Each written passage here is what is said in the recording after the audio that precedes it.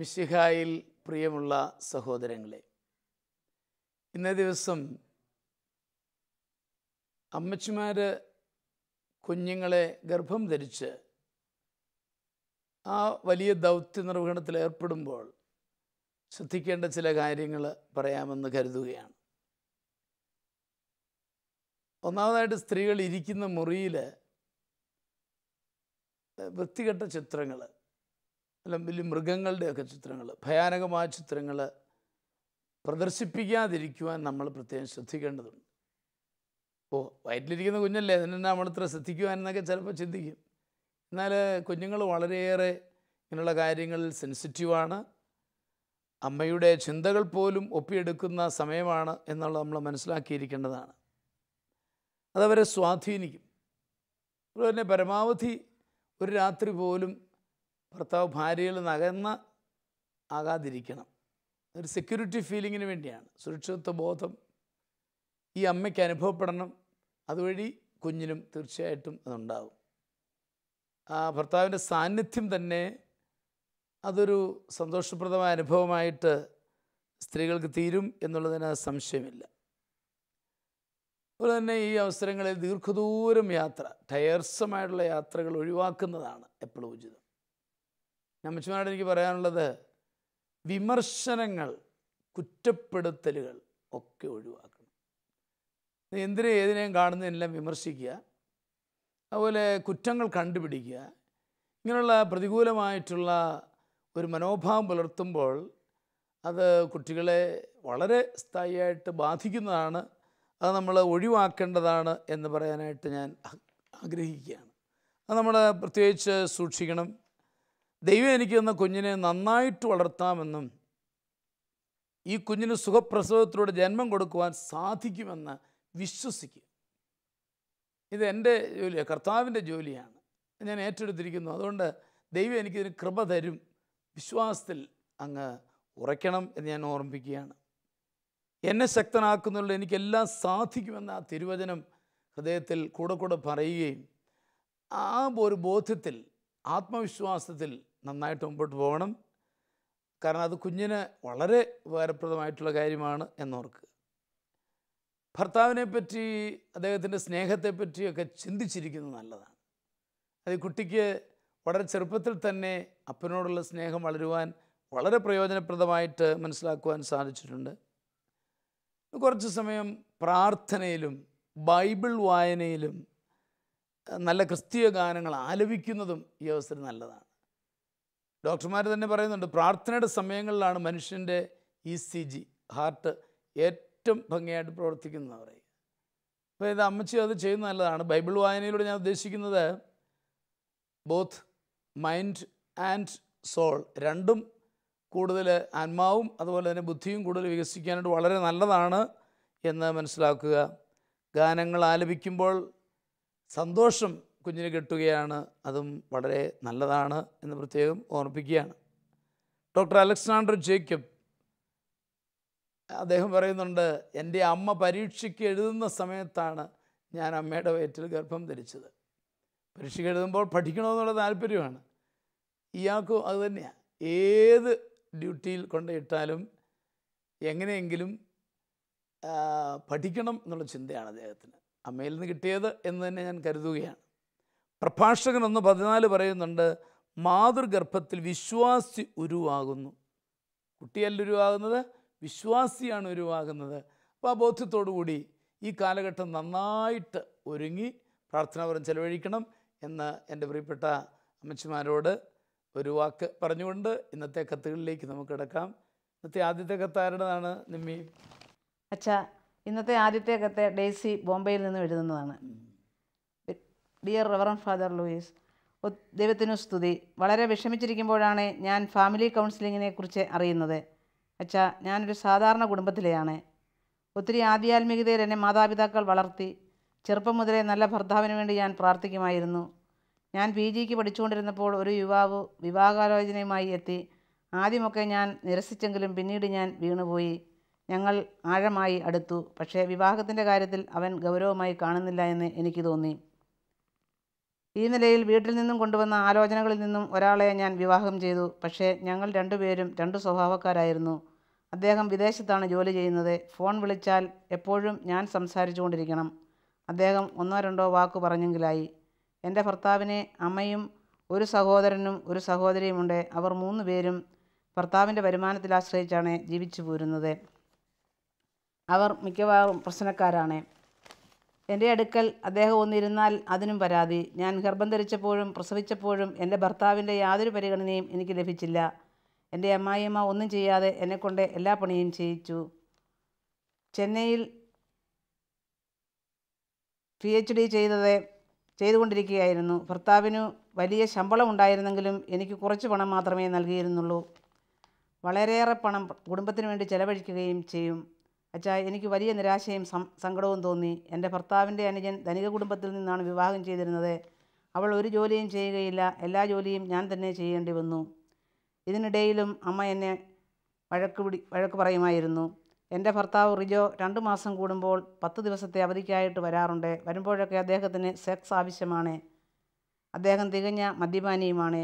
ഒരു ഭാര്യ പ്രതീക്ഷിക്കുന്ന സ്നേഹമൊന്നും അദ്ദേഹം നൽകുന്നില്ല. അല്പം കൂടി സ്നേഹം കാണിക്കണമെന്ന് ഞാൻ പറയുമ്പോൾ, ഞാൻ ഇങ്ങനെയൊക്കെയാണ്, നിനക്ക് ഡൈവേഴ്സ് ആകാം, എന്നെ ജോലിക്കും വിടില്ല.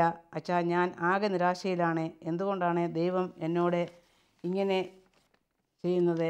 അപ്പോൾ ഡെയ്സിയെ ഞാൻ മനസ്സിലാക്കുന്നു, ഇത്രയേറെ പ്രാർത്ഥിച്ചിട്ടും ഫലം കിട്ടുന്നില്ല എന്നൊരു തോന്നൽ ഡെയ്സിയുടെ മനസ്സിനെ ബാധിച്ചിട്ടുണ്ട്. എനിക്കിവിടെ പറയാനുള്ളത്, പ്രാർത്ഥിച്ചതെല്ലാം നമുക്ക് സാധിക്കണമെന്നില്ല. ഏറ്റവും വലിയ നന്മ ദൈവത്തിനെ അറിയൂ. അമേരിക്കയിലെ അബാമ സ്റ്റേറ്റിൽ ജനങ്ങൾ പഞ്ഞി കൃഷി ചെയ്തു. ഒരുതരം ജീവികൾ വന്ന് ആ പഞ്ഞി നശിപ്പിച്ചു. കൃഷിക്കാർക്കെല്ലാം വലിയ വിഷമമായി. അപ്പോൾ അവർ കടലക്കൃഷി ചെയ്ത് നോക്കി. അത് 10 മടങ്ങ് പ്രതിഫലം കിട്ടി. അവർക്ക് ഭയങ്കര സന്തോഷമായി. അപ്പോൾ അവരെന്ത് ചെയ്തു? ദൈവം അയച്ചതാണ് ഈ ജീവികളെ എന്ന ബോധ്യത്തോടെ അവരാ ക്ഷുദ്രജീവിയുടെ ഒരു സ്മാരകമായിട്ട് ഒരു പ്രതിമ അവിടെ തീർത്ത് ഇപ്പോഴും അവിടെ സ്ഥാപിച്ചിട്ടുണ്ട്. അപ്പോൾ അത് ഒരു മോണുമെൻ്റാണ്. ദൈവം നമുക്ക് പെട്ടെന്ന് ഒരു കാര്യം അത്ര നന്മയാണെന്ന് തോന്നിയില്ലെങ്കിലും ആത്യന്തികമായിട്ട് നന്മയാണ് എന്ന് നമുക്ക് ബോധ്യം തരുന്ന ഒരു സംഭവമായിട്ട് ഞാൻ എടുത്തു പറഞ്ഞതേ ഉള്ളൂ. നമ്മുടെ ജീവിതത്തിലും ചില കഷ്ടനഷ്ടങ്ങളൊക്കെ ഉണ്ടാകും. പിന്നീട് അവയ്ക്കായിട്ട് നമ്മൾ നന്ദി പറയും. ചിലപ്പോൾ അങ്ങനെ ഉണ്ടായതുകൊണ്ടാണ് ഞാനിന്നിങ്ങനെ എന്ന് പറയുന്ന അനുഭവങ്ങൾ ധാരാളം ഉണ്ടായിട്ടുണ്ട്. നമ്മുടെ ജീവിതത്തിൻ്റെ അന്ത്യ അധ്യായങ്ങൾ വായിക്കാൻ നമുക്കൊരിക്കലും ആവുകയില്ലല്ലോ. അപ്പോൾ വിശുദ്ധന്മാരുടെ ഗണത്തിലേക്ക് നമ്മളെ ഉയർത്തുവാൻ ദൈവം വൈഷമ്യമേറിയ അനുഭവങ്ങൾ തരും. അപ്പോൾ അതുകൊണ്ട് ചഞ്ചലിക്കരുത്. തീയിൽ ശുദ്ധീകരിച്ച പൊന്നെന്ന പോലെ നമ്മൾ പുറത്തു വരും എന്നാണ് എനിക്ക് പറയാനുള്ളത്. ജെറമ്യാ പ്രവാചകൻ്റെ പുസ്തകം 24:5-6 വരെ വാക്യങ്ങളിൽ അടിമകൾക്ക് വേണ്ടി അടിമകളായിട്ട് അയച്ച യൂദാജനത്തെ ഞാൻ അനുഗ്രഹിക്കും, അവർക്ക് ഞാൻ നന്മ വരുത്തും, അവരെ ഞാൻ പടുത്തുയർത്തും എന്ന് ദൈവം പറയുന്നുണ്ട്. അപ്പോൾ അടിമകളായിട്ട് അയക്കുന്നത് തിന്മയാണ്, പക്ഷേ അവരെ ഞാൻ ഉയർത്തും എന്ന് പറയുകയാണ്. അപ്പം താൽക്കാലികമായ ചില സഹനങ്ങൾ പിന്നീട് നന്മയിലേക്ക് വരുത്തുന്നതാണെന്ന് നമുക്ക് ബോധ്യപ്പെടുവാനായിട്ട് സാധിക്കും എന്നുള്ളതിന് സംശയമില്ല. ഡെയ്സിയോട് എനിക്ക് പറയാനുള്ളത്, ഡെയ്സി വളരെ സ്നേഹത്തോടെ ഇടപെട്ടുകൊണ്ട് ഒരു മാരേജ് കൗൺസിലിങ്ങിന് ട്രൈ ചെയ്യണം എന്നാണ് എനിക്ക് പറയാനുള്ളത്. അതുപോലെ തന്നെ പറ്റുമെങ്കിൽ അദ്ദേഹം സമ്മതിക്കുവാണെങ്കിൽ ഒരു ധ്യാനവും നല്ലതാണ്. പല കാരണങ്ങൾ കൊണ്ടാവാം ഇങ്ങനെയുള്ള മദ്യപാനവും ഒക്കെയാണ്. വിവാഹം എന്ന് പറയുമ്പം അത് സെക്ഷൽ ലൈഫ് ഇമ്പോർട്ടൻ്റ് ആണ്, പക്ഷേ അത് മാത്രമല്ല എന്നുള്ളത് നമുക്കറിയാം. അപ്പം അങ്ങനെയുള്ള ആ പ്രശ്നങ്ങളൊക്കെ മാറ്റിയെടുക്കുവാൻ നല്ലതാണ്.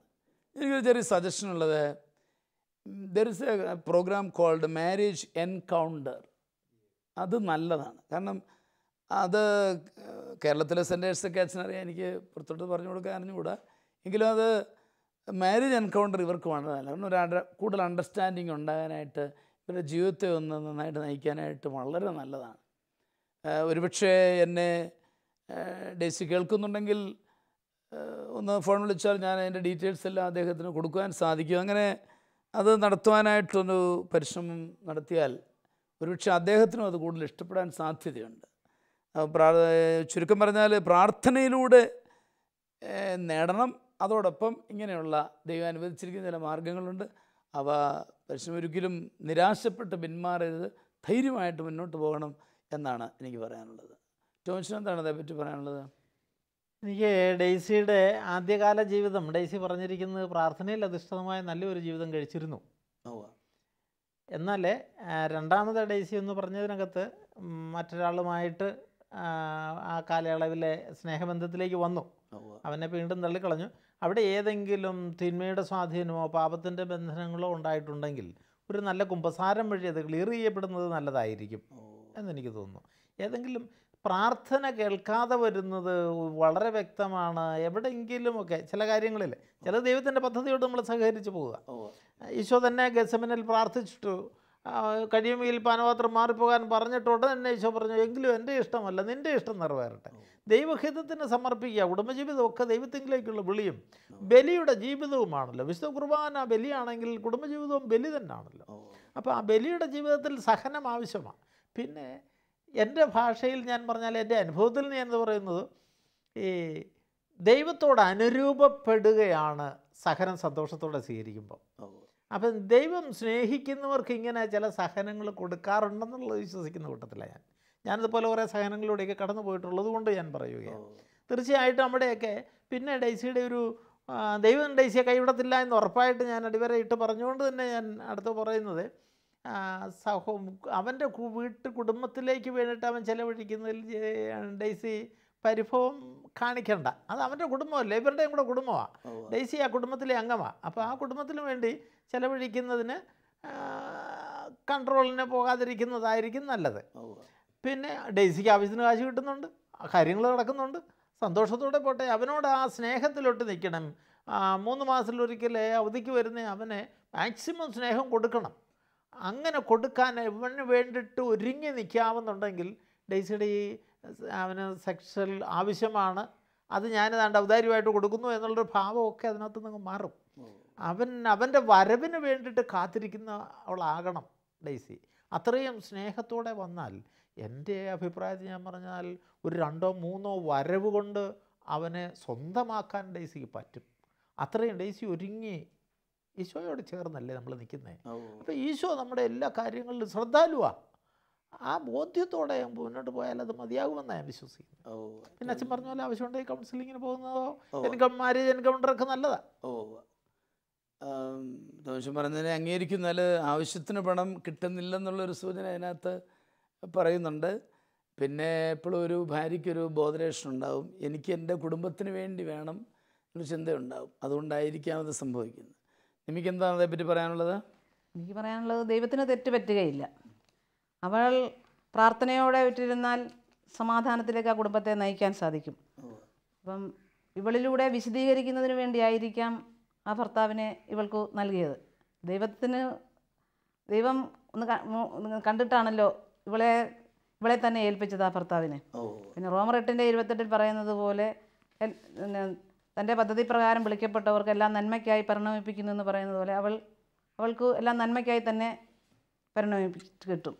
പിന്നെ 1 പത്രോസ് 4:12-13 പറയുന്നുണ്ട്, ക്രിസ്തുവിൻ്റെ പീഡകളിൽ നിങ്ങൾ പങ്കുകാരാകുന്നതിൽ ആഹ്ലാദിക്കുവിൻ.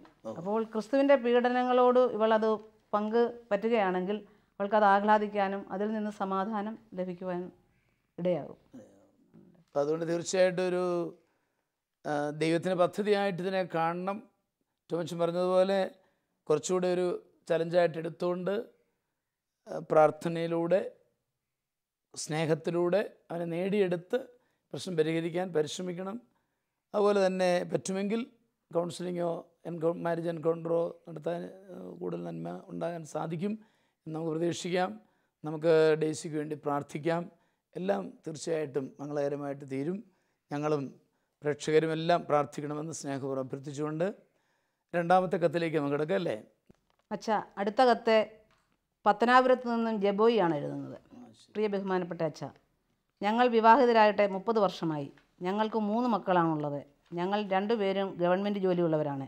ആദ്യ വർഷങ്ങളിൽ അവൾക്ക് കിട്ടുന്ന ശമ്പളത്തിൽ ചെറിയൊരു തുക എന്നെ ഏൽപ്പിക്കുമായിരുന്നു. എന്നാൽ കാര്യങ്ങളെല്ലാം ഞാൻ തന്നെ നടത്തണം താനും. അതിൻ്റെ വെളിച്ചത്തിൽ ഞാൻ അവളോട് പറഞ്ഞു, നീ എനിക്ക് പണം തരേണ്ട, വീട്ടുകാര്യങ്ങളെല്ലാം നീ തന്നെ നടത്തണമെന്ന്. അങ്ങനെ ഞങ്ങൾ രണ്ടുപേരും 2 അക്കൗണ്ടും 2 പണപ്പെട്ടിയുമായി മുന്നോട്ട് നീങ്ങി. മക്കളുടെ വിവാഹത്തിന് ഞാൻ കുറേ പണം അവളെ ഏൽപ്പിച്ചു. ഇതെല്ലാം ഞങ്ങളെ തമ്മിൽ വളരെയധികം അകറ്റി. ഇപ്പോൾ ഞങ്ങൾ ഒരു കൂരയ്ക്ക് കീഴിലാണെങ്കിലും അപരിചിതരെ പോലെ ഞങ്ങൾ ജീവിക്കുന്നു. ഈ പ്രത്യേക സാഹചര്യത്തിൽ ഞങ്ങൾ എന്ത് ചെയ്യണം? വേണ്ട മാർഗനിർദ്ദേശങ്ങൾ നൽകണമേ. തീർച്ചയായിട്ടും ഇവിടെ എനിക്ക് മനസ്സിലാവുന്ന പണപ്പെട്ടി 2 പ്രശ്നമെന്ന് സമ്മറൈസ് ചെയ്ത് ഞാൻ അവതരിപ്പിക്കുകയാണ്. അതവരെ തമ്മിൽ മാനസികമായിട്ട് അകറ്റി. കുടുംബത്തിൽ ഒരു അക്കൗണ്ട് ഒരു പണപ്പെട്ടിയാണ് എപ്പോഴും നല്ലത്. ചില അത്യാവശ്യങ്ങൾ വന്നെങ്കിൽ 2 ആകാം, പക്ഷേ ട്രാൻസ്പെറൻ്റ് ആയിരിക്കണം എന്നുള്ളത്. ഞാൻ പറയുന്നത് രണ്ടുപേരും അറിയണം.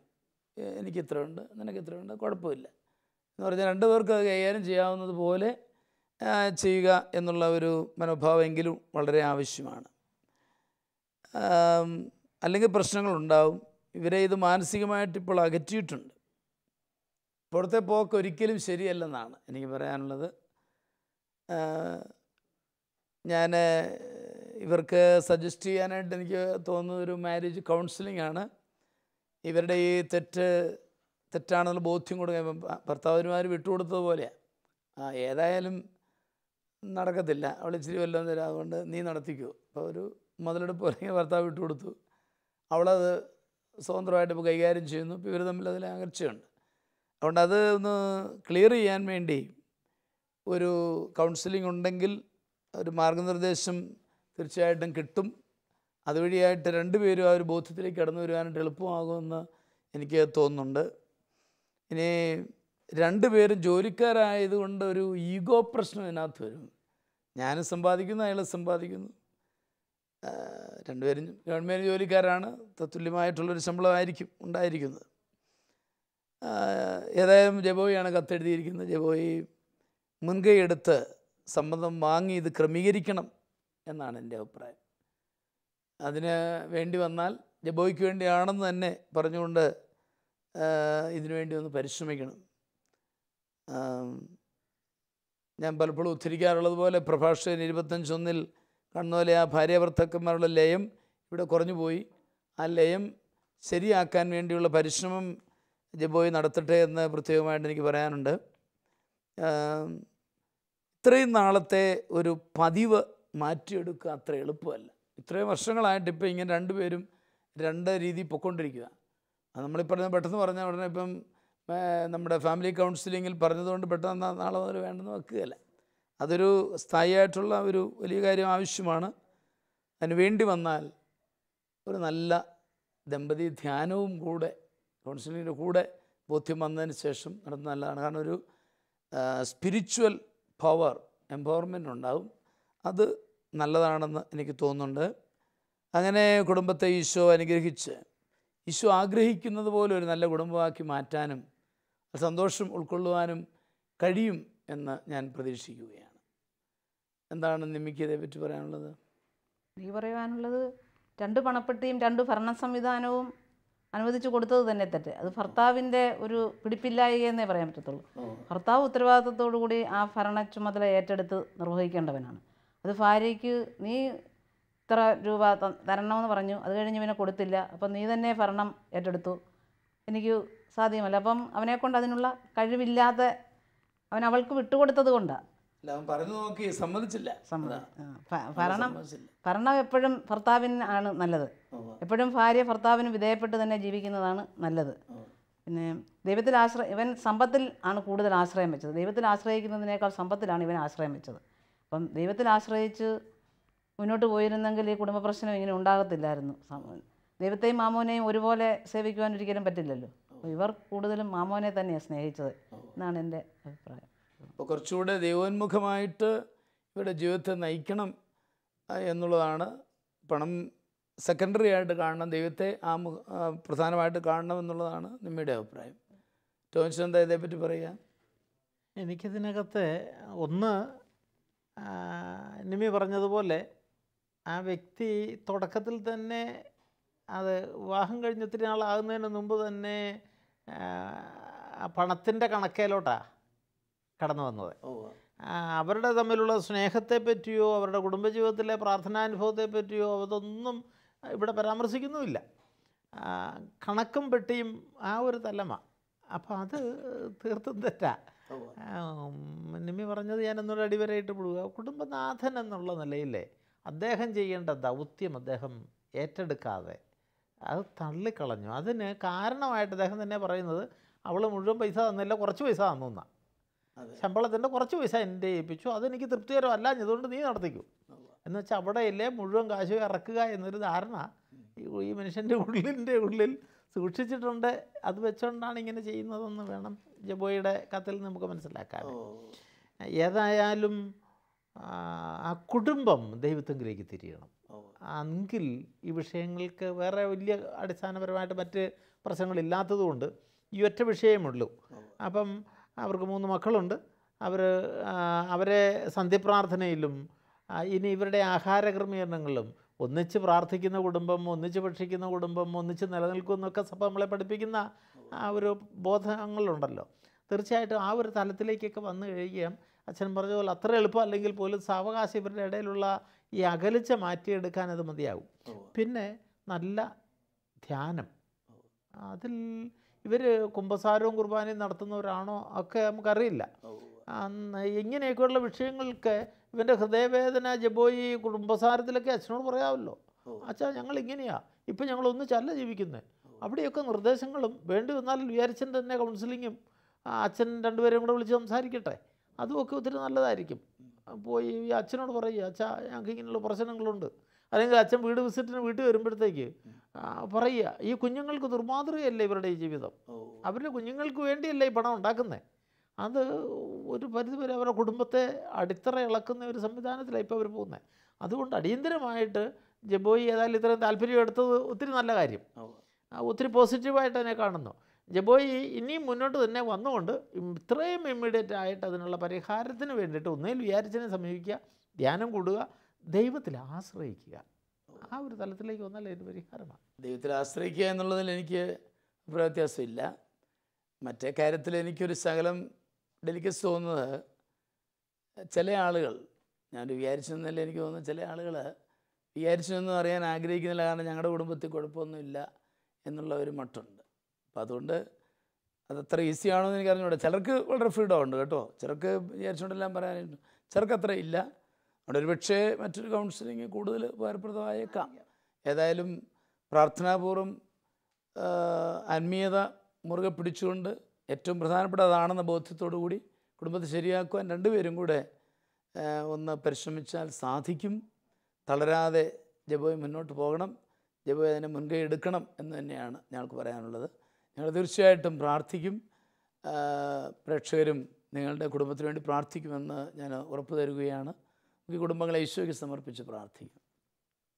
നല്ലവനും സ്നേഹനിധിയായ പൊന്നുതമ്പുരാനെ, ഇന്ന് ഞങ്ങൾ സമർപ്പിച്ച 2 കുടുംബങ്ങളെയും അങ്ങയുടെ തൃക്കരങ്ങളിൽ സമർപ്പിക്കുന്നു. പ്രത്യേകമായും ഞങ്ങളുടെ ഡേസിയെയും ജബോയിയെയും കാണുന്നവരുടെ കുടുംബത്തിലെ പ്രശ്നങ്ങൾ അങ്ങ് അറിയുന്നു. കർത്താവേ, അങ്ങ് ഇടപെടണമേ. ആ പ്രശ്നങ്ങളുടെ മൂലകാരണം അറിയാവുന്ന അങ്ങ് പ്രശ്നങ്ങളെല്ലാം പരിഹരിച്ചുകൊണ്ട് അവരെ സന്തോഷത്തിലും സമാധാനത്തിലും ജീവിക്കുന്ന നല്ല കുടുംബങ്ങളാക്കി രൂപാന്തരപ്പെടുത്തണമേ. അങ്ങയുടെ വലിയ ദാനമായ പരിശുദ്ധാത്മാവിനെ നൽകി അവരുടെ ജീവിതത്തെ ധന്യമാക്കണമേ എന്ന് അങ്ങയോട് ഞങ്ങൾ പ്രാർത്ഥിക്കുന്നു. പിതാവും പുത്രനും പരിശുദ്ധാത്മാവുമായ സർവേശ്വര എന്നേക്കും ആമേൻ. ഈ പ്രോഗ്രാമിലേക്ക് കത്തുകളും അഭിപ്രായങ്ങളും അയക്കേണ്ട വിലാസം: to the producer, family counselling, Shalom television, Peruvannamuzhi PO, Kozhikode 673-528. Email info@shalomtelevision.com.